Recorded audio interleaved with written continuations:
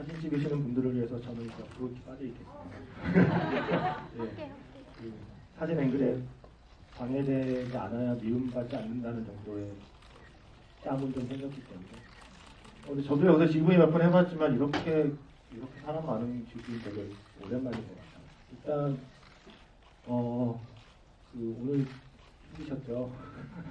오늘의 그 긴 일정을 끝내고 마지막 관객들을 만나러 오셨는데, 일단 감독님부터 지금 이 시간에 남아서 대화를 나누기 위해 기다려주시는 관객분들께 인사를 해주시죠. 이렇게 정말 한여도 빈자리 없이 꽉 그 객석을 채워주시고 이 늦은 시간까지 영화를 또 봐주시고, 아마 좀 쉽지 않으셨던 분들도 계실 텐데 끝까지 남아서 대체 어떤 이야기를 하고 싶었는지 이 GV까지 기다려주신 여러분 정말 울컥할 정도로 감사하고요. 너무 감사합니다. 저희 영화가 판수가 많지가 않아요. 타임도 많지가 않고, 근데 이렇게 많은 분들이 계셔주셔서 너무 감사드리고, 영화에 대한 이야기 차근차근 제가 할 수 있는 얘기로 최선을 다해서 말씀드리겠습니다. 감사합니다.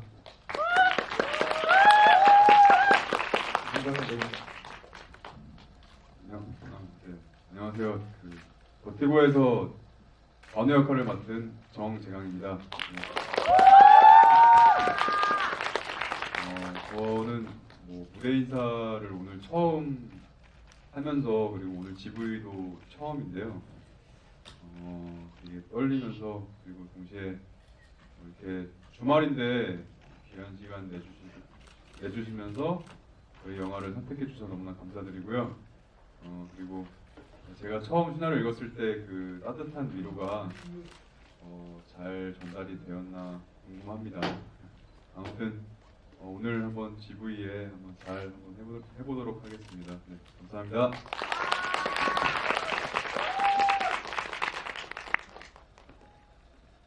네, 안녕하세요. 우리 영화 버티고의 진수 역을 맡은 유태호입니다. 반갑습니다.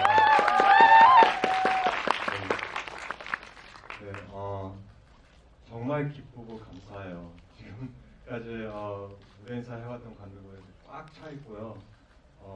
말을 짧게 할게요. GV 진행할 테니까요. 네, 좀 많은 얘기를 나눌게요. 감사합니다. 네, 안녕하세요. 버티고 서영 역을 맡은 천우입니다. 반갑습니다. 네, 그 늦은 시간 GV 참석해 주셔서 너무 감사드리고요. 오늘 약간 서영 느낌으로 입어봤어요. 잘 어울려요. 감사합니다. GV 시간 즐겁게 만들었으면 좋겠습니다. 네, 감사합니다. 저는 뭔데 앉아있나 하실까봐 저도 짧게 써드리겠습니다. 김재현 작가로 써있긴 한데요. MBC 라디오의 FM 영화음악 프로그램 작가였다가 지금은 새벽 3시로 옮긴 FM 영화음악 김재현입니다의 DJ, 팔자에도 없는 DJ를 하고 있는 김재현이라고 합니다. 반갑습니다.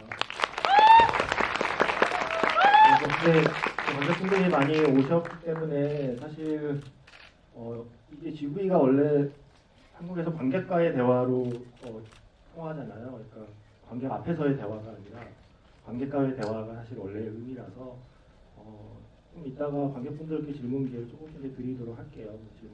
관객분들 질문과 제 질문을 섞어서 하면 될 것 같고요. 질문해주신 분께는 이 선물을 공개하는 게 과연 질문을 하게 만드는 효과가 있을지는 전혀 모르겠지만 이런 걸 준답니다. 아주 작은, 아주 약소한 이 선물 때문에 질문하실 건 아닐 것 같아서 정말 질문하고 싶어서 질문하시는 걸로 이야기를 하겠습니다. 일단 감독님께 먼저 얘기를 드릴 수밖에 없을 것 같아요. 일단 인터뷰를 보신 분들은 알겠지만 이 시나리오가 원래 요코하마 러브스토리인가? 라는 제목으로 아주 오래전에 거의 20년 가까이 오래전에 써두셨던 이야기를 발전시켰다고 얘기를 아마 좀 아시는 분도 계실 거예요. 애초에 그때 어떻게 해서 이 이야기를 쓰시게 되었는지, 그리고 그 시나리오를 지금 다시 영화로 만들겠다고 마음을 먹게 된 계기는 어떤 건지부터 설명을 해주시면 좋을 것 같습니다. 정확히 하면 18년 전인데요. 그래서 제가 직장 생활을 하고 있었습니다. 지금 서영의 나이처럼 30이었고 20대에서 30대로 접어들면서 여러 가지 막 굉장히 멜랑콜리한 감정들이 많이 들었어요. 내가 이제는 30대로 어른으로 20대까지도 뭘 해도 용서가 되잖아요. 근데 30대는 자기 일에 책임을 져야 되고 근데 과연 내가 그 직장인으로서 잘 해나갈 수 있을까 하는 회의심도 들고 영화를 하고 싶은데 두렵고 그 요코하마에 있었기 때문에 향수병 때문에 그게 힘들었고 그런 감정들이 복합적으로 작용하면서 지금 보였던 서영의 감정 상태였어요. 그래서 이 감정들을 조금 그대로 담고 있으면 너무 힘들 것 같아서 조금씩 글로 풀어냈고 아마 그런 이 시나리오를 통해서 본격적으로 직장을 그만두고 영화를 해야 되겠다는 마음을 먹었던 그런 어떻게 보면 제가 이전 작품보다 이게 가장 먼저 쓰는 시나리오입니다. 그래서 그때 그 감정을 언젠가는 한번 꼭 다뤄보고 싶었어요. 제 감정의 정체가 무엇이었을까. 그리고 이런 감정을 갖고 있는 동세대 30대의 우리 직장인들 혹은 그 세대를 지나는 사람들이 어떤 희망으로 버틸 수 있을까 이런 생각으로 영화를 만들었습니다. 그 18년 전에 쓰신 시나리오를 지금 만드실 때 크게 바뀐 게 혹시 있나요? 아무래도 18년이라는 시간의 간극이 있어서 어떤 부분은 그대로 나와 있지만 어떤 부분은 좀 새롭게 각색하셨을 것 같거든요. 가령 주인공은 처음부터 여성 캐릭터였는지도 제가 궁금하고요. 지금 처음부터 여성 캐릭터였고요. 서영이라는 이름은 제가 무시해도 한번 얘기 안 한 것 같은데 제 예전 직장 동료 그 이름이었어요. 제 동기. 그래서 거기에 이제 그 이진수 차장의 그 모델도 일본인 가와노상이라고 있었고 근데 잘생기고 능력 있고 모든 여직원들의 선망의 대상이었어요. 네. 제가 서영처럼 그분의 그 부하였기 뭐라 그러지? 그 팀의 팀원이었기 때문에 사내 여직원들이 다 저한테 와가지고 가오나상으로 뭐 먹었냐, 저한테 선물도 주고 왜냐면 저한테 잘 보여야지 가오나상의 정보를 알려줄 수 있으니까. 그래서 남녀공학에서나 일어나는 네. 직장에서 일어나는 거예요. 예. 그래서 이렇게 제 경험도 물론 제 경험을 그대로 쓰지는 않죠. 제 경험이 에피소드로 좀 들어갔고 그래서 처음부터 남자로 하면 또 너무 이제 자기 객관화가 힘들 것 같아서 여성으로 했고 예. 또 질문이 제가 답변이 됐나요? 혹시 뭐 그 18년 만에 만드는 바뀐 거니까 거. 그 사이에 예, 혹시 예. 크게 바뀐 설정 같은 바뀐 거, 그러니까 에피소드나 정조는 좀 비슷한데 바뀐 게 있다면 정조가 좀 달라졌군요. 그러니까 훨씬 더 여러분들 오늘도 좀 힘드셨던 분 계실 텐데 훨씬 더 거칠고 훨씬 더 공격적이고 훨씬 불친절한 그런 시나리오였어요. 서영을 너무너무 괴롭히는 그런 시나리오였고 그래서 이게 한 18년 세월 지나면서 제가 한 5년, 한 7년 만에 한 번씩 고쳤는데 그러면서 점점 더 그런 선정적인 설정으로 서영의 감정을 설명하려 들면 안 되겠다 싶어서 좀 마일드한 버전으로 나왔다고 생각을 했는데 그래도 많이 힘들어하시는 분들도 있더라고요. 죄송합니다. 한 번만 더 각색을 했더라면 더 좋았을 뻔했는데 갑자기 사과를. 그래서 그 감독님께서 선우희 배우님한테 편지를 썼다고 들었는데 그거는 캐스팅을 하기 위한 편지였나요? 아니면 캐스팅이 된 뒤에 서영 캐릭터를 설명하는 편지였나요? 그거는 선우희 배우님이 말씀해 주시면 그래서 그 편지의 내용이 어떤 거였는지 궁금하고 그 편지를 받았을 때 기분이 어땠는지. 제가 감독님하고 미팅을 하고 이 작품에 대해서 관심을 보이고 하고 싶다는 열의를 보였을 때 감독님께서 장문의 메일을 보내주신 거예요. 편지라기보다. 근데 저는 지금까지 일을 하면서 감독님한테 편지를 받아본 건 처음인지라 나름 굉장한 감동을 받았던 것 같아요. 왜냐면 이 이야기가 감독님 작품에 본인의 있었던 이야기이고, 그리고 그러니까 감독을 연출을 준비하기 전부터 본인의 일생을 담았다고 생각이 들면서, 그러면서 그런 것들을, 그리고 서영에 대한 캐릭터를 아주 상세하게 적어주셨어요. 그래서 본인의 일 동안 어떻게 있었는지 자세히 적어주셨고, 그러면서 저한테 마지막에 뭐 물론 아주 긴 내용들 중에 가장 기억에 남는 건 제 얼굴을 통해서 서영의 생애 의지를 보여줬으면 좋겠다라는 마지막 문구가 가장 기억에 남더라고요. 그래서 감독님이 이 영화를 오랫동안 준비하셨고, 그리고 이 영화에 대한 애정도 충분히 알 수가 있었어서, 물론 저도 이 모든 작품들을 그렇게 뭐 간단하게 생각하거나 뭐 가볍게 생각하진 않거든요. 뭐 가벼운 작품이건 뭐 아니면 가벼운 작품이건. 그런데 더욱더 이 서영이 이 감정선으로, 그러니까 어떤 서사보다는 감정으로 인해서 가져가야 되는 이야기다 보니까 더 준비를 좀 잘하고 내가 진심으로 연기해야 되겠다라는 생각이 들더라고요. 메일은 그 서영이만 받은 건가요? 저 못 들었습니다. 메일은 그럼 서영이만 받은 건가요? 다른 캐릭터들에게는 메일을 안 보내요? 아, 네. 제가 끝나고 네. 남자들은 그냥 뭐 이신전 씨 뭐 괜찮을 것 같아서. 그래서 그 자연스럽게 이태호 배우님 같은 경우에는 처음에 이 영화의 캐릭터 제안을 받고 결정적으로 이렇게 하고 싶다는 마음을 먹은 게 어떤 포인트였는지, 그리고 감독님과 캐릭터에 대해서 가장 중요하게 나눈 대화가 뭐였는지 궁금하네요. 네, 저희 같은 경우에는 실제로 캐릭터처럼 제가 제독교포거든요. 그러니까 해외에서 살다가 들어온 사람이고 한국에서 산 지 지금 10년이 됐어요. 그래서 누구보다도 지금 여기 관객 여러분들보다 읽는 속도가 느릴 거예요. 근데 배우로서 먹고 살려면 잘해야 할 텐데, 그거 이제 저만의 뭐 숙제고 노력인데, 그러면서도 불구하고 시나리오가, 저는 원래 그래서 시나리오를 항상 이렇게 부분대로 읽고 좀 쉬었다가 읽고, 그리고 본의 아니게 조금 더 디테일하게 읽으려고 노력을 해요.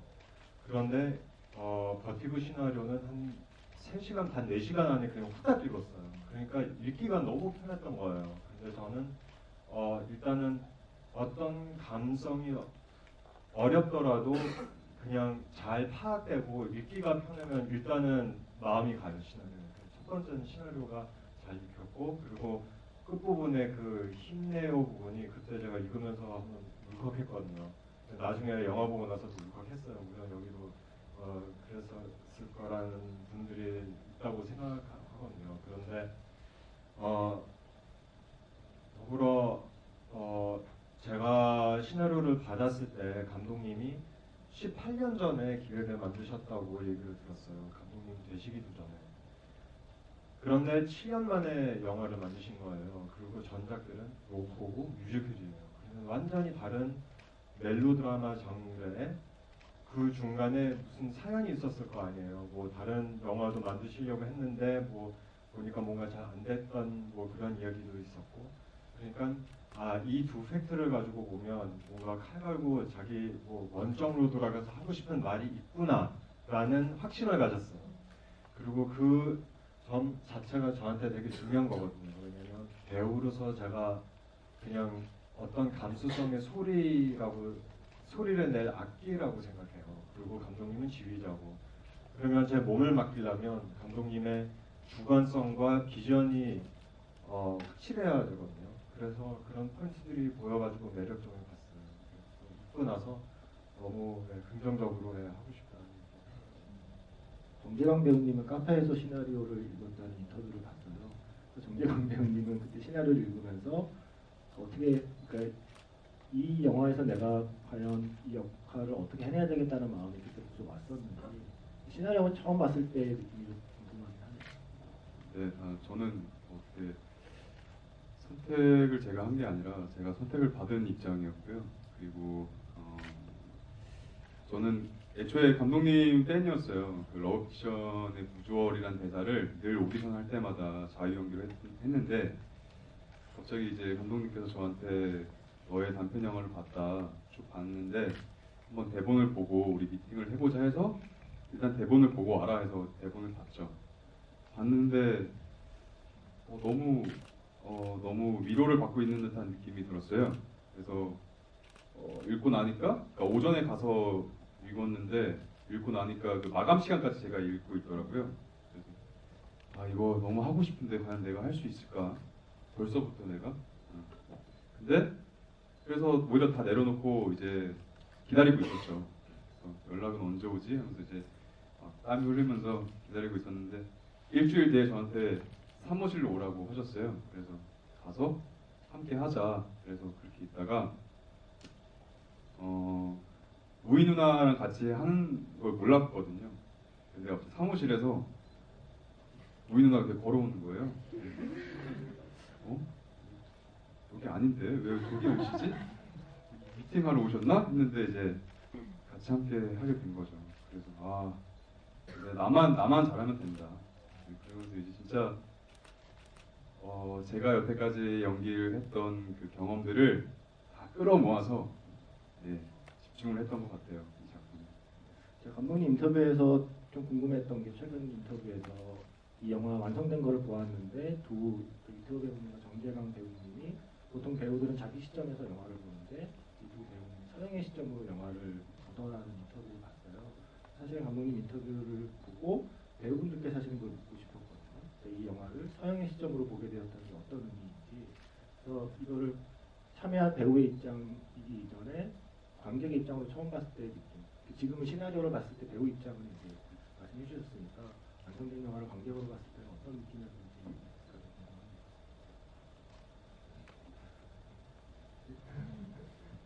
네, 일단 버티고라는 그 의미가 서영은 뭔가 버티고 있다라는 그 의미가 삶의 의지가 있다는 생각이 들더라고요. 어쨌든 간에 버틴다는 의미는 삶의 의지가 어느 정도 있기 때문에 버틸 수 있다는 생각이 드는데 반대로 관우는 버티지 말아요라는 말을 하고 있지 않을까 해서 버티지 말아요?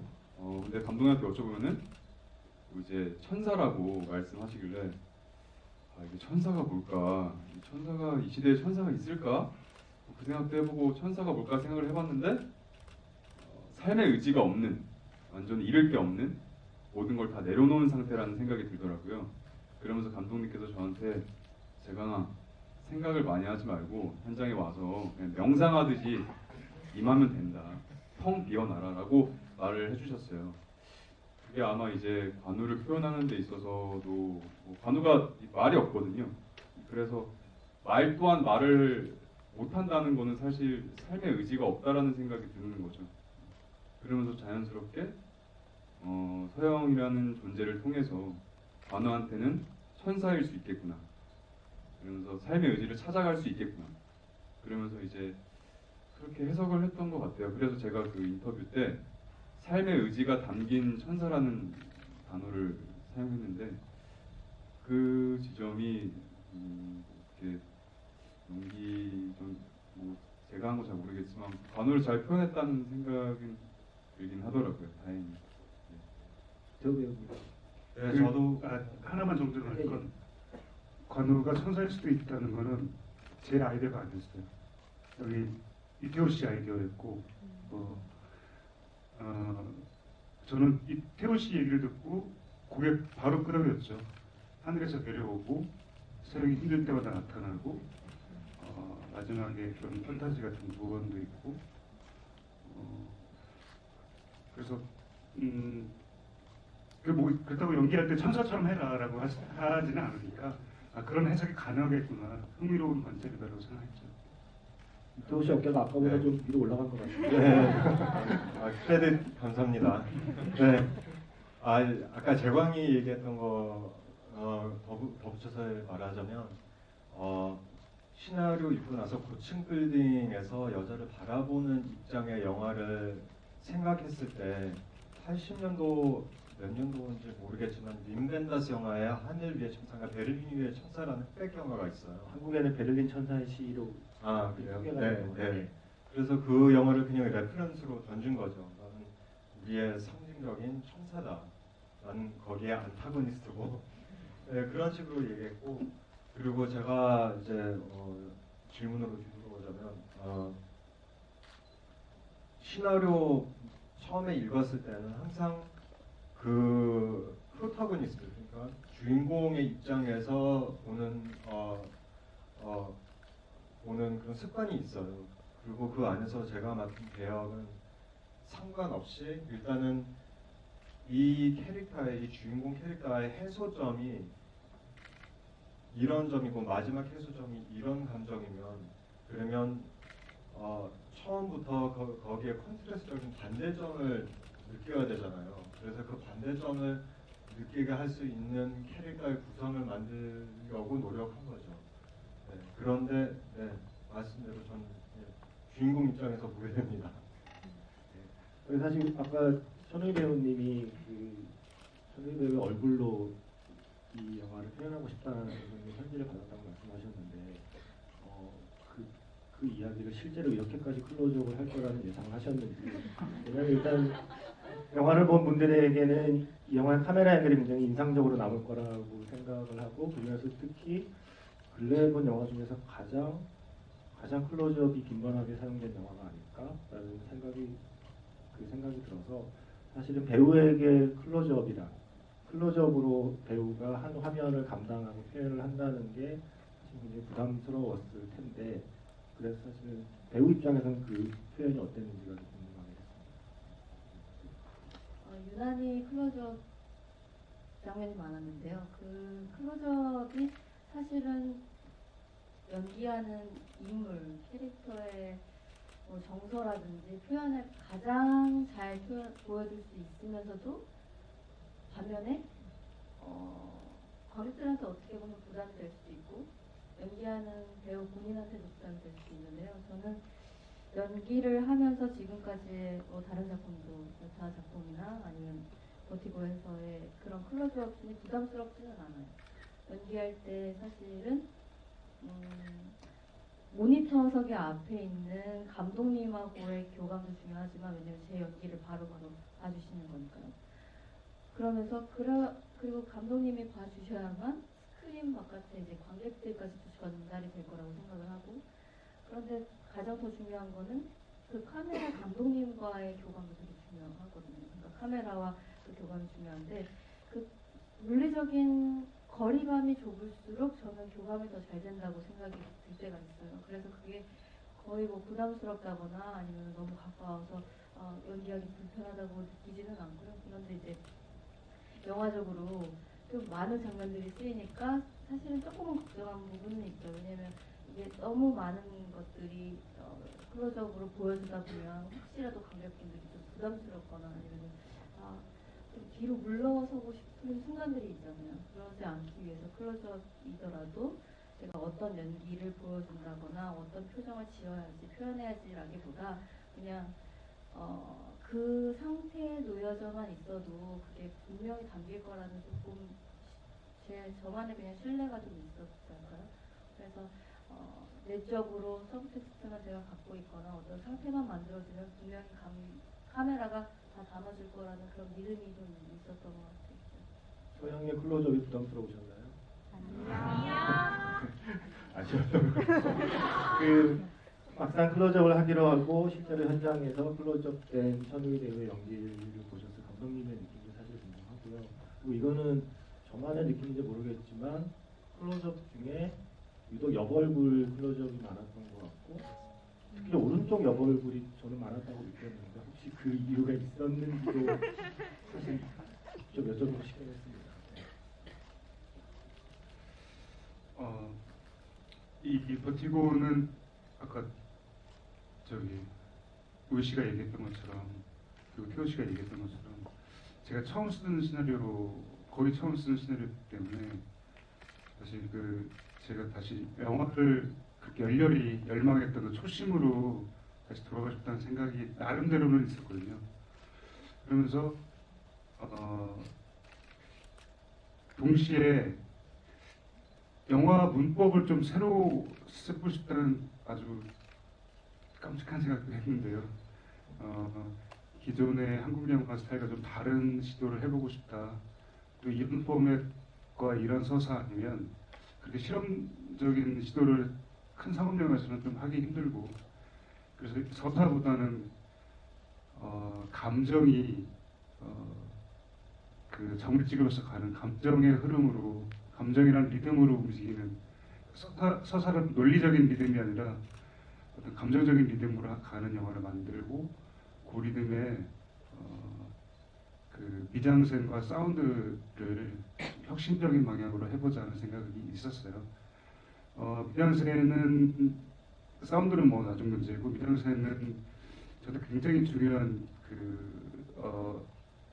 고민거리였는데, 사실 저는 배우들을 믿었기 때문에 저만 앵글을 다 잡으면 저 배우들의 훌륭한 연기를 담아낼 수 있을 거기 때문에 미장센을 굉장히 신경을 많이 썼고, 로케이션 특히 어느 장소에서 이 배우들을 움직이게 할 것인가 로케이션도 신경을 많이 썼는데, 동시에 이 영화의 클로즈업을 통해서 감독님 옆에 마이크 쓰시면 안 될까요? 네.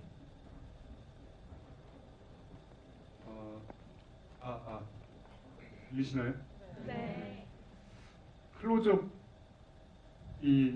저도 부담스러울 수 있고 어떻게 보면 좀 영화 강요하는 것 같이 느껴질 수도 있는데, 저는 이 버티고가 서양의 내면을 탐구하는 여행에 가깝다고 생각을 했어요. 그래서 어떤 이벤트가 어떤 사건들이 일어날 때마다 서양이 그 이벤트를 어떻게 감정적으로 수용하고 내면화하고 저항하는지를 클로즈업을 통해서 보여주고 싶었고, 클로즈업과 와이드 샷이 이렇게 좀 반복이 되는 샷 시퀀스들이 많은데, 그걸 통해서 그 서양의 내면에 쑥 들어갔다가 밖으로 확 빠져나오는 이런 좀이 쇼트의 운영을 통해서도 좀 아찔함을, 현기증을 느끼게 하고 싶다는 욕심도 개인적으로 있었고요. 우희 씨는 보시면 아시겠지만 보통의 여배우들보다도 더 얼굴이 작거든요. 그래서 클로즈업을 찍으려면 카메라 거의 이게 다 들어가야 돼요. 되게 힘들었을 텐데, 우희 씨는 저 몸집에 비해 굉장히 파워풀한 배우고요.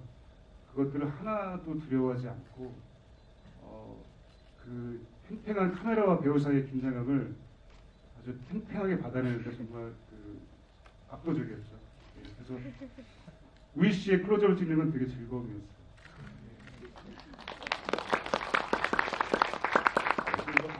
영화 보면 사실 좀 다른 장면과 다른 카메라 워킹이 등장하죠. 그 바디캠이라고 그러나요?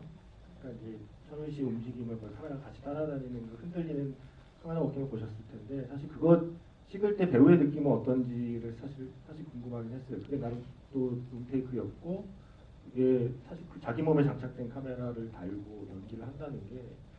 저도 바디캠은 처음 해봤기 때문에 어떨지 장면이 좀 그려지진 않았는데요. 근데 이제 그 당일날 거의 촬영 막바지였나요? 거의 뒷부분에 촬영을 하게 돼서 시간이 그렇게 많지는 않았어요. 그래서 뭐 몇 번에 조금 테이크를 하기 전에 맞춰보고, 호흡을 좀 맞춰보고, 테이크도 많이 못 갔었는데, 생각보다 합이 좀 맞았어야 됐거든요. 스태프분들이랑. 왜냐면 제가 문을 여는 것 같지만 누군가는 문을 열어주고 다음 동선들을 막 따라서 가야 돼서 그런 스태프들 간의 호흡도 맞아야 되고, 그런 동선도 제가 기억을 하면서 다 일일이 맞춰야 되고, 계산적으로.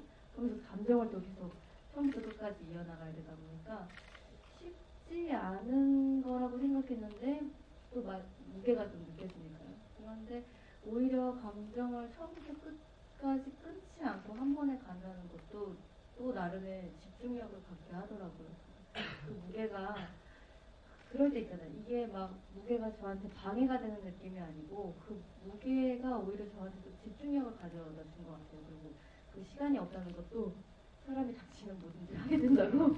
이거를 빨리 내가 몇 번 테이크 안에 내가 빨리 완벽하게 해내야 되겠다 라는 나름의 좀 책임감도 들다 보니까 그런 순간들이 확 집중이 좀 잘 되고 몰입이 됐었던 것 같아요. 그리고 저도 이제 처음 이제 지인 시사를 했을 때 제 친구들이 대부분이 일반 직장을 다니는데 그 장면에서 가장 공감을 많이 하더라고요. 뭔가 아프거나 어떤 감정이 안 좋을 때 누군가의 타인의 눈을 피해서 어딘가는 쉬고 싶은데 그것을 계속 방해를 하는 것들이 그 장면이 가장 공감이 된다고 해서 그래서 나름 처음 해본 시도였는데 뿌듯하다고 느꼈습니다.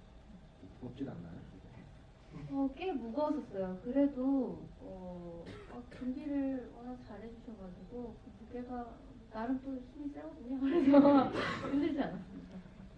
사실은 그 장면은 사실 저희가 굉장히 인상적인 장면이라서 그렇게 울고 싶은데 울 수 있는 장소조차 허락되지 않는다는 그 느낌을 간직한 채 회사를 헤매다가 결국 우는 게 가장 화나고 가장 뚫려 있는 공간에서 그 햇빛을 받으며 울고 있다는 그 상황 자체가 저희도 인상적인 장면이고 그래도 인상적인 워킹으로 찍혀서 그래서 질문을 드려봤고요. 권재경 배우님께 하나 정도만 질문하고 관객분들 질문 좀 받아보겠습니다. 그 많은 배우들이 그리고 많은 관객들에게도 인상적이었을 그 중요한 대사 있잖아요. 괜찮아요, 당신은 떨어지지 않아요라는 그 대사를 준비하면서 할 수만 있다면 실제로 매달려서 녹음을 하고 싶었다는 인터뷰를 봤는데 그 마음을 어떻게 해서 먹게 된 것이고 그래서 실제로는 어떻게 녹음을 했는지도 관객분들 궁금해하실 것 같아요.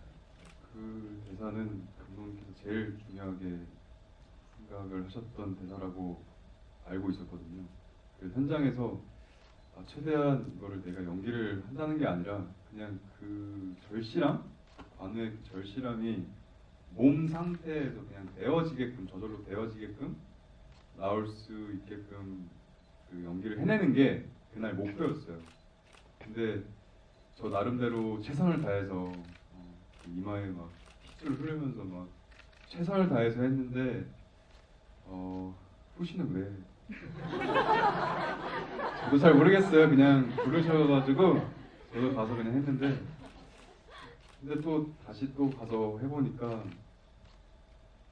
쉽지 않더라고요. 후시 녹음이 더 현장에서 아예 그냥 오케이 나는 게 더 편한데 후시는 완전 더 가공된 곳이라고 생각이 들거든요. 그래서 이러면 안 된다.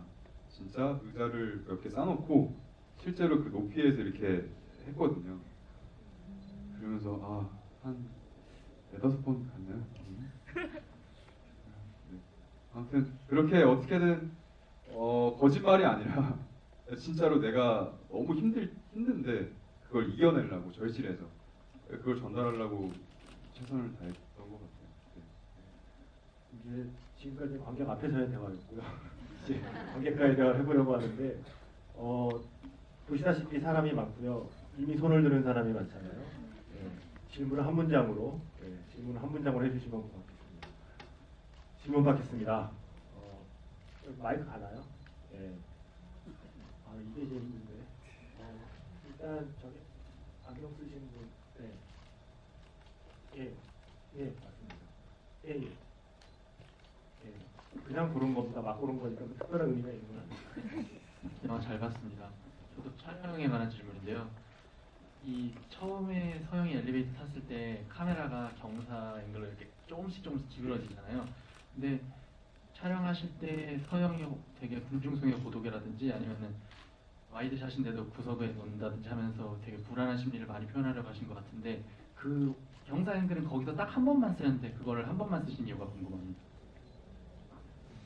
거기서 쓰였고 한 번 더 쓰였어요. 어딘지 한 번 더 보시면 아십니다. 네. 갑자기 많이 늦었는데요. 현장에서 카메라에 이렇게 기울인 것도 있고 후반에서 제대로 정각으로 찍었는데 후반에서 이렇게 돌린 것도 있어요.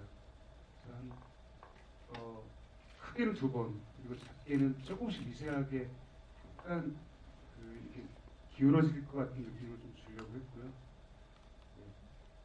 질문하실 분들이 많으니까 제가 답변을 짧게 하겠습니다. 여기까지 하겠습니다. 네, 다음 질문은 한 뒷줄 하고 좀 더 위로 올라가 볼게요. 지금 돌아보시면 돼요.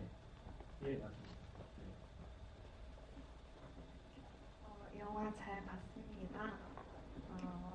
새로운 계절이 온다고 마지막에 말했는데 서영이가 새로운 계절이 온다고 하면은 겨울에서 봄으로 넘어가는 경우가 대부분이잖아요. 근데 왜 가을에서 9월에서 11월까지가 나오잖아요. 왜 가을에서 겨울로 넘어가는 그런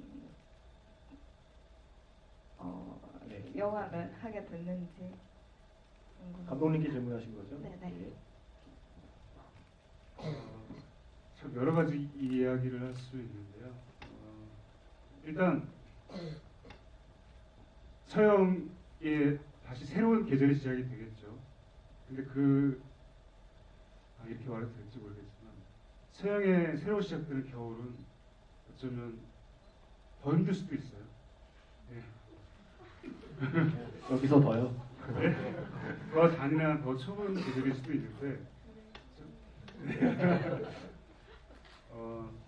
저는 계절이 바뀌고 있다, 지난 계절로 돌아보는 건 끔찍한 일이다라고 하는 거를 통해서 저는 오히려 살아갈 수 있는 의지를 스스로 마련하고 있는 서영을 보여주고 싶었어요. 그러니까 우리가 아무리 끔찍한 일을 당해도 한 1년 지나면은 그래 1년 전에 그런 일이 있었지 하고 지나간 계절처럼 느껴지잖아요.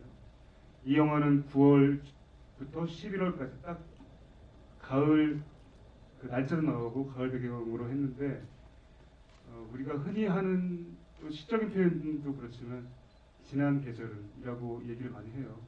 그래서 이 세월 때 너무 가혹했던 이 가을이 또 지난 계절처럼 느껴졌으면 현재가 아닌 이걸 과거로 했을 때는 다시 현재로 살 수 있는 동력이 생기잖아요. 그래서 그런 나레이션을 넣었죠. 서영의 겨울이 조금 따뜻했으면 좋겠다는 생각을 하게 되고요. 이제 뒤쪽에 사이드 한번 기회를 드려야 될 것 같아요. 저기 뒤쪽에 사이드 한번 기회 드리고 그리고 다시 또 내려올까 봐요. 저 이거 들어오는 게 제일 힘들어서 다음 질문은 감독님부터 한 분씩 고르는 좋은 영화 감사드립니다.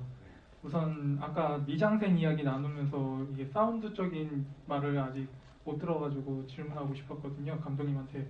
이 영화가 묵직한 이야기다 보니까 또 사운드나 아니면 음악적인 요소로 약간 독특한 분위기를 연출해 주시는데 어떤 고민이 있으셨는지 그거에 대해서 궁금합니다.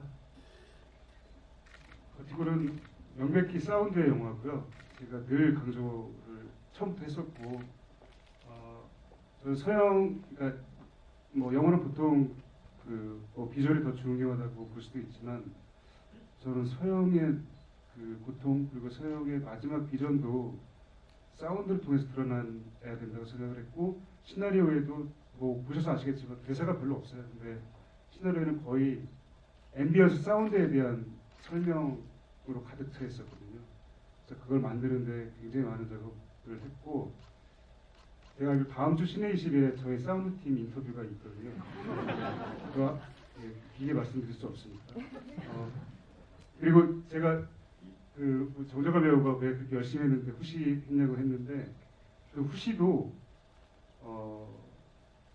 그 말을 다시 하기 위해서가 아니라 그 호흡, 배우의 호흡을 더 아주 강력한 마이크로 담고 싶어서 했던 거고요. 저희 사운드란 시각으로 영화를 좀 새롭게 봐주셨으면 하는 생각이 좀 간절히 있거든요. 네, 좋습니다. 감독님은 지금 이 짧은 답변 안에 아까 N차 관람을 유도하셨고 지금 이제 시내 21 판초까지 지금 하시고 계십니다. 자, 다음 질문자는 우리 천우 배우님이 골라주시죠. 네, 이거 어려워요. 저기 핸드폰까지 네. 써주신. 시간이 얼마 없습니다. 질문을 짧게 부탁드릴게요. 네, 감사합니다. 저는 영화 외적으로 천우희 배우님께 질문을 드리고 싶은데요. 최근에 드라마로 멜로가 체질이라는 데 나오셨잖아요. 그쪽에서 상당히 코믹한 연기를 하셨는데 이번에는 상당히 무거운 연기를 하셨어요. 본인은 어떤 쪽의 멜로를 맡아주고 싶습니까? 아빠가 좀 엄마가 좀 같은 거 아니에요? 둘 다 제 취향은 아니고요. 사실 멜로가 체질은 오래 했고 이제 버티고 같은 경우는 작년 이맘때 촬영을 했었어요. 근데 그 전에는 멜로라는 장르에 사실은 관심이 없었던 것 같아요. 왜냐면 이번에도 인터뷰를 하면서 많은 질문을 받았던 게 왜 그렇게 힘든 작품들을 하셨어요? 라는 질문을 진짜 많이 받았어요. 근데 제가 어떤 캐릭터를 강렬하다고 해서 아니면 눈에 딱 보인다고 해서 했다기보다 항상 그 시나리오 자체를 되게 좋아했는데 제가 어떤 뭐랄까 인생에서 그렇게 제가 제 스스로 느끼기에 되게 재미없는 사람이라고 느껴서 그런지 새로운 이야기에 대해서 더 관심이 많았었던 것 같아요. 그래서 어떻게 보면은 멜로라는 게 가장 좋은 감정이고 가장 표현할 수 있는 것들이 많음에도 불구하고 되게 진부하다고 생각했어요. 이번에 버티고와 멜로와 체질이라는 연기를 해보면서 사실은 연애 스타일은 둘 다 저랑은 전혀 없고요. 저는 굉장히 적극적이지만 그렇다고 해서 뭐 엘로가 체질에서의 사람처럼 싸우진 않고 그리고 버티고에서처럼 당신 왜 그래요 저한테 이렇게 뭔가 태연하게 굴지 않아요. 쿨한 타임이 있어요. 둘 다 제 스타일은 아니에요. 다음 질문자는 이태호 배우님이 골라주시겠습니다. 네.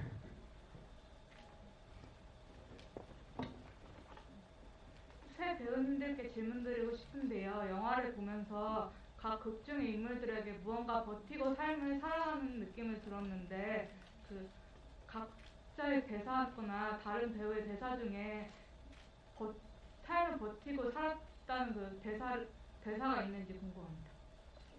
세 배우에게 각자로 제일 마음에 드는 대사가 무엇이었는지로 바꿔주시면 좋을 것 같습니다. 말하자면 저는 사실 이 시나리오를 어떤 시나리오 자체라든지 캐릭터라기보다 그냥 마지막 관호의 대사를 보고 이 작품에 참여하고 싶다 싶었거든요. 그러니까 힘든 시기를 저 혼자 겪고 있다고 생각했을 때 아 괜찮아요, 당신 떨어지지 않아요 하는 말이 저한테 해주는 말인 것 같아서 이 작품에 참여하고 싶다라는 생각이 들었던 것 같아요. 그 대사가 가장 중요해요.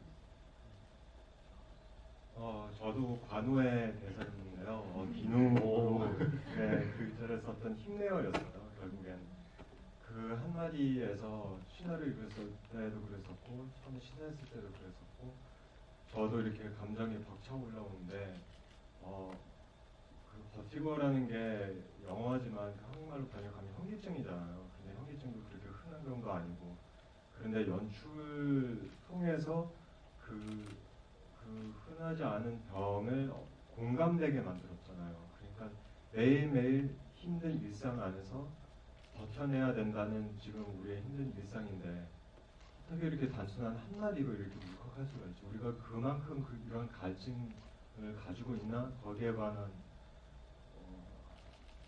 인스피레이션을 받은 것 같아요. 네, 힘내요. 이 중요한 대사를 다 하신 정재환 배우님은 어떤 대사를 제일 마음에 들어 하셨을지가 궁금합니다. 저는 그 맨 마지막 서영이 그 다시 올라가고 싶다 그 대사인데요. 그게 왜 그랬냐면은 그 뭔가 뭐랄까 이게 어릴 때는 마음의 중력이 없이 또한 가벼운 마음으로 살아왔는데 나이가 들면서 사회생활을 하면서 마음의 중력이 압력이 더 가해지면서 그 무거운 마음이 답답하잖아요. 근데 그게 다시 올라가고 싶다라는 거는 어떤 마음의 중력이 서서히 풀리면서 마음이 가벼워지면서 마치 어린아이로 돌아가는 듯한 느낌? 그럴 때 있잖아요. 가끔씩 뭐 가을이나 아니면 어떤 계절이 변할 때 되게 어렸을 때 어머니가 해줬던 밥, 이렇게 어린아이들 축구장 끝나고 나서 이제 막 엄마가 밥 해주는 그 냄새, 어렸을 때 그 향수, 그냥 다시 순수한 지점으로 돌아가는 게 아닐까. 그래서 그 대사가 좋았습니다. 네. 자, 이제 다음 질문자는 정재강 배우님이 다음 질문자를 골라주시겠습니다. 네. 시간 없어요. 빨리 골라주세요. 네, 아직 보입니다. 저희 끝에 네, 뒤로 돌아보셨던 지금 막 머리 넘기죠. 네, 맞습니다. 우선 좋은 연기 잘 봤습니다. 저 감독님께 질문을 드리고 싶은데요. 그 영화를 만드실 때 각 캐릭터들의 전사를 다 생각하고 만드실 것 같은데 저는 그 관우의 누나 캐릭터의 전사가 좀 궁금해서요. 저는 한편 그 누나 캐릭터가 죽는 날짜가 16일이고 거기에 노란 꽃을 놓는다는 것에서 감독님의 애도의 마음이 느껴지는 동시에 많은 영화에서 성을 매개로 돈을 버는 사람들이 죽는다는 것이 약간은 좀 징벌적인 의미가 담겨 있지는 않나 하는 생각도 들기도 해서요. 그리고 영화를 보는 내내 좀 고통받는 캐릭터들 혹은 불안정했던 지난 날에 대한 아름다움에 감탄하시는 게 아닌가 하는 생각도 들기도 해서요. 감독님의 생각이 궁금합니다. 과거의 누나 캐릭터에 대한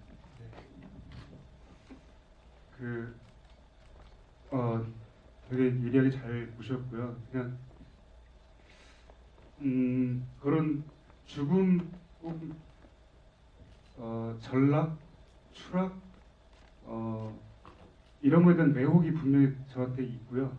그래서 논란이 좀 있는 것 같은데 엔딩에서 서영을 한번 떨어뜨려 보고 싶었고 그래서 그렇게 아슬아슬하게 위태위태한 삶 관우처럼 그 줄 하나에 의지해서 허공을 돌아다니는 그런 그 삶이 저한테 굉장히 동경이 있고요. 매혹이 있어서 그런 캐릭터가 나온 것 같고 누나 같은 경우에는 그 말도 저 부인할 수가 없어요. 그 성을 매개로 생계를 꾸려가는 사람이란 뭐 징벌적이라고 하셨는데 그래야 된다는 그래야 된다는 말이 아니라 그 뭐 예전의 예술 작품들도 그렇지만 사실 그런 요새 뭐라고 하죠? 매춘부 그런 분들이 세상의 짐을 대신 지고 순교한 듯한 서사들로 소설을 쓰고 그림을 그렸던 많은 그 전통적인 것들이 있었는데 저도 그게 병도된 것이 아닌가 그런 의도는 아니었지만 저 스스로 그렇게 봤던 것 같고 물론 관우와 관우 누나의 전사가 있었고요. 찍은 것도 있고 시나리오에 아직 아쉬워서 남겨뒀지만 처음부터 안 찍기로 했던 것도 있고 제가 아까 말씀드렸지만 되게 폭력적이었는데 원래 시나리오가 관우 누나도 굉장히 폭력적인 상황에서 죽게 되는 그런 시나리오 버전도 있었어요. 근데 이게 좀 많이 거추장스럽다는 생각이 들었고 그래서 죄송합니다. 사실 진수도 전사가 있어요. 진수가 이혼한 처와 와이프와 만나는 장면도 있고 다 예전 시나리오는 다 있었는데 사실 서영도 물론 당연히 있었고 서영은 10살, 18살, 뭐 25살의 에피소드가 다 있었고 몽타주식이긴 하지만 있었는데 그것이 나중에 불필요하다고 생각했어요. 촬영 전에 다 찍고 거대했으면 아마 많이 혼났을 텐데 그런 전사로 지금 현재 이들의 그 고통과 버티고 있는 걸 정당화하거나 합리화시키고 싶지 않아서 전사를 빼는 게 낫겠다. 현재에 집중하는 게 낫겠다 싶어서 그렇게 했습니다. 시간 관계상 마지막 질문 하나만 받아야 될 것 같습니다. 이쪽 사이드의 기회를 한 번도 안 드려서 제일 먼저 손 드신 저분께 마지막 기회 드리고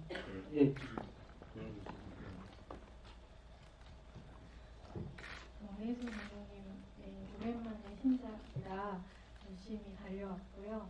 그리고 날짜와 날씨가 나오는데 저는 어제가 오늘 같고 해가 지는 것도 비가 오는 것도 모르는 변화가 아주 작은 함께 생활의 본질이 느껴지는 요소라고 생각했거든요. 그래서 어떤 의도를 가지고 쓰는지 궁금하고요. 그리고 죄송합니다. 그리고 키스가 길다라는 대사가 있잖아요. 그래서 그게 전작의 러브 픽션의 결이 좀 느껴지면서 저는 되게 리프레시되는 느낌이 들었거든요. 그래서 잘 봤습니다. 감사합니다. 일기예보 자막에 대한 활용을 해주시면 될 것 같습니다. 그 일기예보 17번, 그러니까 17날의 서영의 이제 하루, 이 등장인물들의 하루가 나오는데, 말씀하신 대로 저런 최첨단의 고체문물 안에서는 날씨를 느낄 수가 없어요. 그러니까 세상과 완전히 격리되어 있는 듯한 느낌이 있고, 그 안에서 우리는 대부분 좀 안전하다고 생각하며 사는 경우가 많은데, 근데 계속 반복적으로 날씨가 어떻다, 날씨가 흐리다, 막다, 맑은 것도 쾌청하다, 뭐 청명하다, 화창하다도 있고, 태풍도 있고, 파랑주의보도 있고, 자외선주의보까지 있거든요. 저는 이렇게 천변만화하는 날씨가 서영한테 감각적으로 어떻게 다가오는가에 집중해서 그런 리듬으로 영화를 만들고 싶은 또 생각이 있었고, 17개 주름이라고 저는 생각하는데 그렇게 주름으로 리듬을 만들고 싶었어요. 또 어디서 그런지 서영의 다이어리 같기도 하고, 서영의 마음 상태이기도 하고, 그날 벌어질 일을 예고하는 의미도 있고요. 그다음에 이제 마지막 키스가 길다는 저도 궁금했어요.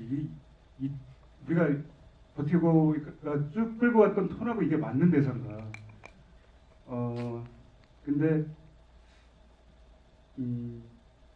저는 이제 마지막에는, 사실 마지막은 그럴 수도 있지만 저는 판타지일 수도 있다고 생각하거든요. 사람이 고통받을 때는 자기만의 서사로 그 서사를 만들어서 그 고통을 극복한다고 하는데, 그렇다면 서영은 다른 챕터로 이제 넘어가야 되는 게 아닌가, 좀 다른 마음가짐으로 세상을 또 돌파해야 되는 게 아닌가 싶어서 좀 그런 톤으로 한번 분위기 전환을 해봤습니다. 질문 기회 못 드린 분들께는 머릿속에 사죄드리고요. 시간이 허락하지 않는 거를 제가 어떻게 할 수 없지 않습니까? 그래서 너그러이 용서해 주시길 바라고, 어쨌든 주말에 영화를 보시고 남아서 시네마톡까지 이렇게 지켜봐 주신 관객분들께 여러분들과 감독님께 마지막 인사를 한마디씩 하고 이 자리를 정리하면 될 것 같습니다. 손의대입니다.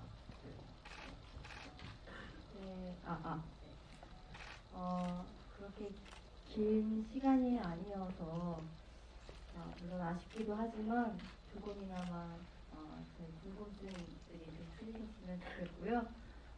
이렇게 물론 영화 기관에서도 굉장히 극적이고 힘든 일들이 많지만 사실 현실에서도 힘든 일들이 꽤 많잖아요. 그런데 이 영화처럼 뭐랄까 제가 느끼는 바는 힘든 일이 있어도 항상 다들 용기 잃지 마시고 희망 잃지 않으셨으면 좋겠고요. 그리고 앞으로도 좋은 일 많으셨으면 좋겠고 항상 건강하셨으면 좋겠습니다. 그리고 사실 오늘이 첫 무대 인사면서도 마지막 무대 인사더라고요. 그래서 아쉽기도 했지만 오늘 같이 이렇게 저희와 함께 같이 움직여준 팬들도 너무 고맙고요. 그리고 늦은 시간 이렇게 주말에 시간 내주셔서 너무 감사드립니다. 조심히 돌아가세요. 감사합니다.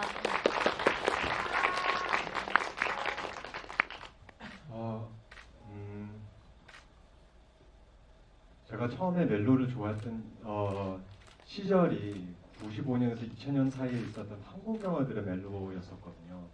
제가 저의 정체성을 찾았던 계기도 그런 거였었던 것 같고, 그리고 감독님도 역시나 2000년 이후에 2002년도 정도에 이 시나리오를 썼잖아요.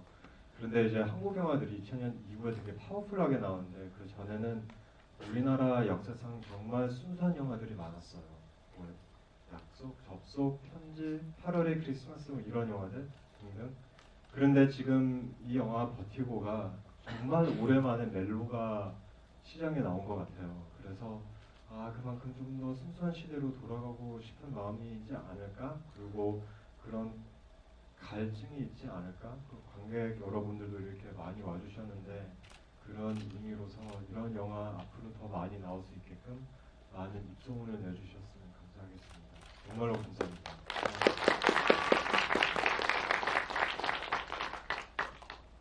일단 오늘 이렇게 자리 봐주셔서 너무나 감사드리고요.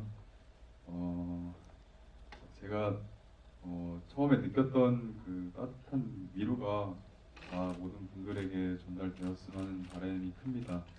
그리고 끝나고 저녁 식사 맛있게 하시고요. 우리 시간이 아니요? 야식 되고요.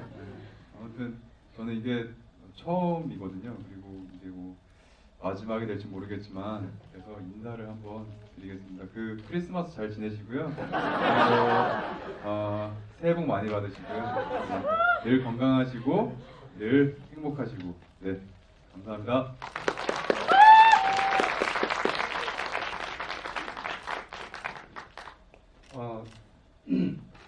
버티고 영화를 여러분들이 빛으로 즐기셨다는 느낌을 받았습니다. 너무 감격스러운 일이고 버티고는 물론 작은 영화이긴 하지만 이런 작은 영화들이 좀 많이 나와야 저는 한국 영화가 건강해진다고 생각하거든요. 그러니까 작은 영화들에 많이 지지와 응원 좀 보내주시기 바랍니다. 네, 오늘 저녁 너무 감사했습니다. 감사합니다.